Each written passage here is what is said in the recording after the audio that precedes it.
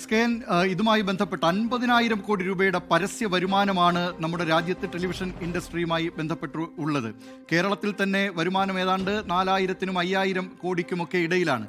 അതിനിടയിലാണ് ഇത്തരം ഒരു വളഞ്ഞ വഴിയിലൂടെ, ഇത്തരം തട്ടിപ്പിലൂടെ ഈ ഒന്നാമതെത്തി എന്ന് അവകാശപ്പെടുന്നു. അത് റേറ്റിംഗിൽ മാത്രമല്ല, യൂട്യൂബിൽ പോലും ആ നിലയിൽ ഫോൺ ഫാമിംഗ് നടത്തിക്കൊണ്ടുള്ള തട്ടിപ്പ് നടത്തിക്കൊണ്ടാണ് SKN ഈ അതായത് തൊടുന്നതെല്ലാം തട്ടിപ്പ്. പല പ്രേക്ഷകരും ചോദിക്കുന്നുണ്ട് ആരാണ് ഏതാണ് എന്നൊക്കെ.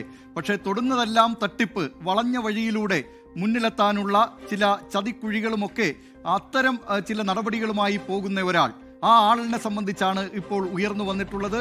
വലിയ കോടികളുടെ ഇടപാട്, 100 കോടി രൂപ ഈ ട്രസ്റ്റ് വാലറ്റിലേക്ക് എത്തിയിരിക്കുകയാണ് പ്രേംനാഥിൻ്റെ.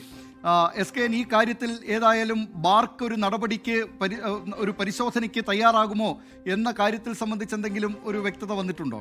ഇതുവരെ ഉണ്ടായിട്ടില്ല. കാര്യം നമ്മൾ അയക്കുമ്പോഴൊക്കെ തന്നെ നമ്മൾ കേരളത്തിലെ ചില ചാനലുകൾ ഈ റേറ്റിംഗ് തന്ത്രങ്ങൾ കാണിക്കുന്നു എന്ന് പറയുമ്പോൾ അത് ഞങ്ങൾ അറസ്റ്റ് ചെയ്തേക്കാം എന്നാണ് അവർ പലപ്പോഴും പറയുക. അപ്പോൾ എന്തായാലും ഈ കാര്യം ഇനി അവർക്ക് ഇതിൽ നിന്നും ഒഴിഞ്ഞു മാറാൻ കഴിയില്ല. ഇത്രയധികം തെളിവുകൾ നമ്മൾ പുറത്തുവിടുകയാണ്. ഇതിലും കൂടുതൽ തെളിവുകൾ നമ്മുടെ കൈവശം ഉണ്ട് താനും.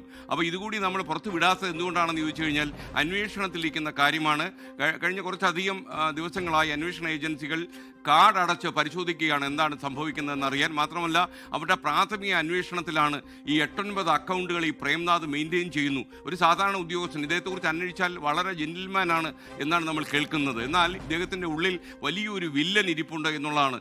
എന്തിനാണ് ഇയാൾക്ക് 8-9 അക്കൗണ്ടുകളെന്ന് ഞാൻ തന്നെ അത്ഭുതപ്പെട്ടു പോയി. മാത്രമല്ല ഈ ബാങ്കിങ് സംവിധാനം വെച്ച് നമുക്ക് പരിശോധന നടത്താൻ കഴിയുമെങ്കിൽ ഈ ആർക്കൊക്കെയാണ് ഈ 100 കോടിയിൽ നിന്ന് പണം പോയിരിക്കുന്നത്. 2 മാസത്തിന് മുമ്പ് വാലറ്റ് ക്ലീനായി, മുഴുവൻ പണവും പോയി. ഇന്ത്യയിൽ ഇതുവരെ നിയമവിധേയമായിട്ടില്ലാത്ത ക്രിപ്റ്റോ കറൻസിയിലൂടെയാണ് ഈ തട്ടിപ്പുകൾ അരങ്ങേറുന്നത്. ബാർക്ക് റേറ്റിങ്ങിനെ കുറിച്ചും അട്ടിമറികളെ കുറിച്ചും ഒക്കെ തന്നെ പരാതികൾ ഇന്നും ഇന്നലെയും അല്ല തുടങ്ങിയത്, കുറേ കാലമായി.